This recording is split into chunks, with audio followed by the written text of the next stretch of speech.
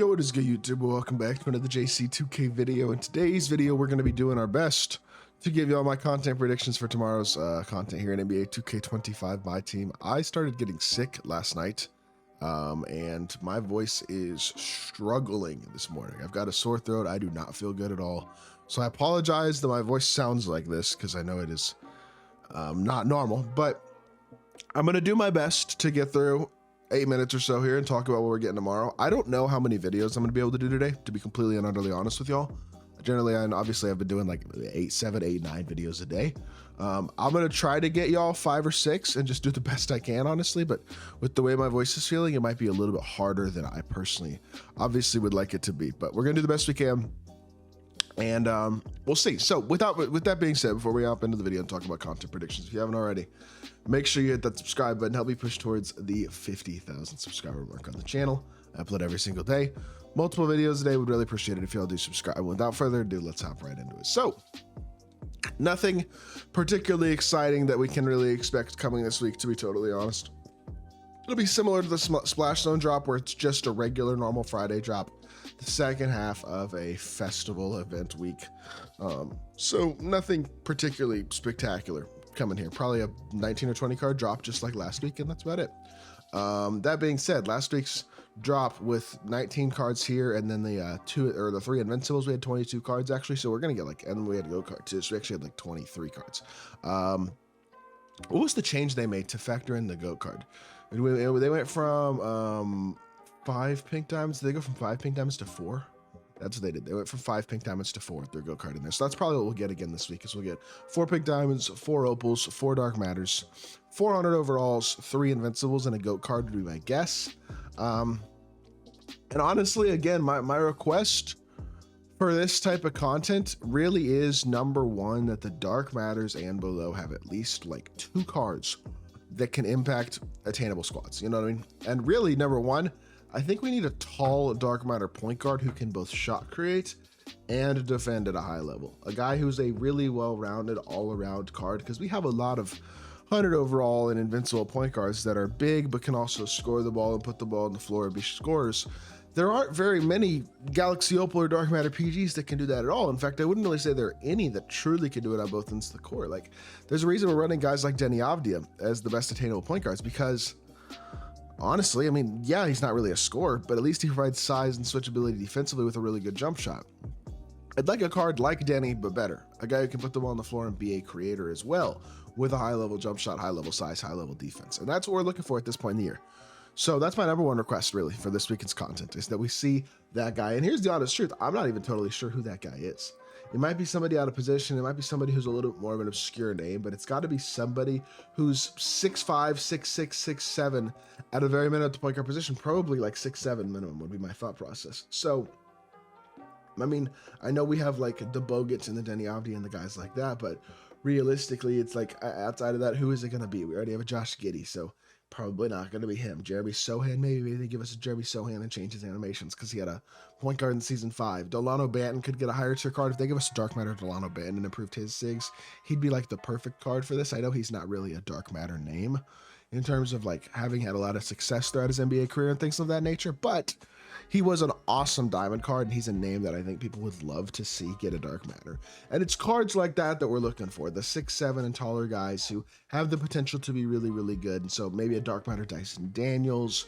We already have a dark matter Stephon Castle. But like players like that, Anthony Black had a really good pink diamond card that they gave him a dark matter. He'd be a dog. Like, those are the type of cards at the end of the day that we're really looking for. And if 2K could drop us one of those guys, or a name that I haven't even come up with, somebody who's maybe slightly out of position or something along those lines, that point guard position, but a budget card who can play the point guard position at a high level, who's at least 6'7", 6'8", can put the ball on the floor and can defend. That's what we're looking for. That's my number one request for this drop. Outside of that, I don't really care. You give us some other good attainable cards. I'd love a good attainable big. Obviously, the attainable big market is very limited. You pretty much have, in terms of elite ones, who are even halfway attainable, you really have Dikembe, Wemby, Mark Eaton, Kareem, and Artis Gilmore. That's pretty much it in terms of top tier attainable bigs who can really compete at a pretty high level. And so I wouldn't mind more guys being added to that too. Obviously, like a Rick Smits would be a great card. He hasn't gotten a card. I'm not sure he's gotten a card this year, actually, now that I say that. I feel like he maybe has. I'm checking on 2KDB real quickly. Okay, no, he did get a diamond in the Switch set in season 3. Hasn't gotten his card since season 3 though. Like a dark matter Rick Smits would be a dog. He's 7'4". He could be a really good budget center. He's had a really nice release before as well. So that'd be that's a card that would have the potential to be an absolute stud. Similar guys like Murasan, Taco, Manute, etc. Sean Bradley. You can go on to the tallest guys in NBA history, but the honest truth is, when you have Yao Ming and Victor Wembanyama and Goat Kareem and guys like that out there terrorizing the streets, you want guys who are competent enough to like compete against them. And obviously size especially is a big deal. And we're probably going to see a bunch of like invincible and GOAT giant bigs here over the next couple months. So let's hope it continues with high level budget options as well. Because as good as Dikembe, Eaton, and Wemby are, more options are good. And there should continue to be more options. We haven't really gotten a high level attainable small forward since a few weeks ago, or center, I should say, since a few weeks ago with Artis Gilmore. And besides Artis Gilmore, there wasn't really anybody opposition. It was a couple guys glitched in Mark Eaton and Dikembe. Like that's pretty much the only 3 super good attainable centers that we've gotten in the last like couple months, to be totally honest. So I'd like to see more of that as well. That being said, top tier cards, for me personally, I think the guy who feels like the most like no-brainery of guys who are going to get in this drop is one of 2 players. Either David Robinson or Hakeem Olajuwon. I feel like we got a GOAT point guard last week in Michael Jordan. Could we get a GOAT wing? Sure. But I feel like all the top tier wings like Larry Bird, like LeBron, like KD have all already gotten cards in some capacity for the most part. And so to me, Dikembe and D-Rob and Hakeem, both of whom only have Dark Matters and are generally some of the highest tier cards in the game, you would think that they could be very due for, at a very minimum, an invincible, maybe even a GOAT card. I feel like those are guys to me that make a lot of sense today. For those spots, my prediction is that we get Hakeem Olajuwon as a GOAT card this week, and that we get, I'm sure we'll get some other good invincibles as well. Who those could be, I'm not as sure. But I do think we'll get one of Hakeem or D-Rob this weekend for sure. That feels like it feels like a pretty much no-brainer, to be totally honest. At this point in the year, I wouldn't be shocked to also see like a Luka. Luka hasn't gotten a card since, well, actually, I think we got MJ last week, didn't we? Luka got a card, what, 1 week after MJ, if I'm not mistaken? Or no, MJ, he was 1 week before. Wait, no. When was Luka dropped?